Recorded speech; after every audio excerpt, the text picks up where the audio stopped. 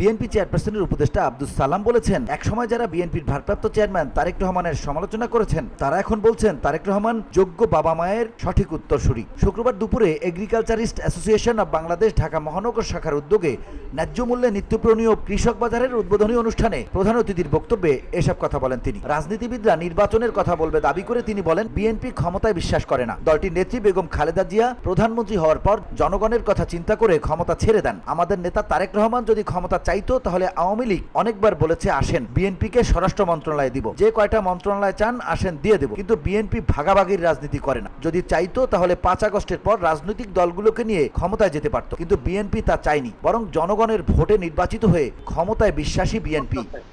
আরে বাবা, রাজনীতিবিদরা তো নির্বাচনের কথাই বলবে, কিন্তু বিএনপি ক্ষমতায় বিশ্বাস করে না। বিএনপির নেত্রী বেগম খালেদা জিয়া প্রধানমন্ত্রী হওয়ার পরেও তিনি প্রধানমন্ত্রিত্ব ছেড়ে দিয়েছেন।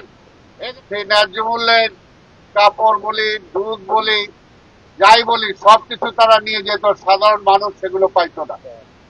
এই বিএনপি নেতা বলেন, বাংলাদেশে যে যাই বলুক হাসিনা নির্বাচন দেয় নাই, হাসিনা নির্বাচন দেয়নি, সে পরিষ্কার বলেছে। কেন নির্বাচন দেব? নির্বাচন হলে বিএনপি ও তারেক রহমান ক্ষমতায় চলে আসবে। আজকেও যদি কেউ মনে করেন নির্বাচন দিলে বিএনপি ক্ষমতায় চলে আসবে, তাই দেরিতে নির্বাচন হোক। আমার স্পষ্ট কথা, যখনই নির্বাচন হবে জনগণের নেতৃত্বে বিএনপি ক্ষমতায় আসবে। আমরা বিশ্বাস করি আগামী দিনে এই দেশে নির্বাচন হবে এবং তারেক রহমান প্রধানমন্ত্রী হবেন ইনশাআল্লাহ।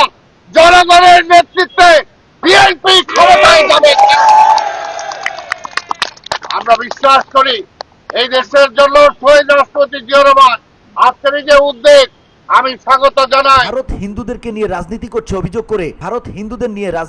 অভিযোগ করে তিনি বলেন, বাংলাদেশে এবার স্মরণকালের সেরা পুজো অনুষ্ঠিত হয়েছে। অতীতে তারা শান্তিপূর্ণভাবে পুজো উদযাপন করতে পারেনি। বিএনপি ক্ষমতায় নাই, তারপরও তারেক রহমানের নির্দেশ ছিল হিন্দুদের পাশে থাকতে হবে। বিএনপি সকল নেতাকর্মীরা তাই করেছে, হিন্দুদের পাশে থেকেছেন। অথচ আওয়ামী লীগ ক্ষমতায় নাই বলে ভারত তাদের ব্যবসা বাণিজ্য নষ্ট হয়ে যাবে মনে করে হিন্দু ইস্যুতে বাংলাদেশে সমস্যা তৈরির চেষ্টায় অপপ্রচার চালাচ্ছে বলে অভিযোগ করেন এই বিএনপি নেতা। পাশে থাকতে হবে, কোথাও যাতে কোনো অঘটন না ঘটে।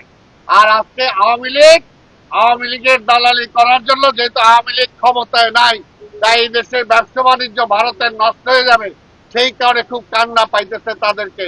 আবার হাসিনারে কিভাবে আনানো যায়। চেয়ারপারসনের এই উপদেষ্টা বলেন, আওয়ামী লীগ বিগত 15 বছর বিএনপির নেতাকর্মীদের ব্যবসা প্রতিষ্ঠান বাড়িঘর দখল করেছে, মেধাবী তরুণদের চাকরি দেয়নি, যারা চাকরিতে ছিল তাদের চাকরিচ্যুত করেছে। বিএনপি নেতা তারেক রহমান 5 আগস্টের পর পরিষ্কার ঘোষণা দিয়েছেন, আওয়ামী লীগ দ্বারা বেদখল হয়ে যাওয়া বাড়িঘর ব্যবসা প্রতিষ্ঠান দখল করা যাবে না, কোথাও কোনো চাঁদাবাজি হবে না। 17 বছর কষ্ট করেছেন, প্রয়োজনে আরো 17 বছর কষ্ট করতে হবে, কিন্তু কোথাও চাঁদাবাজি করা হবে না বলেও কঠোর বার্তা দিয়েছিলেন দলটির ভারপ্রাপ্ত চেয়ারম্যান তারেক রহমান।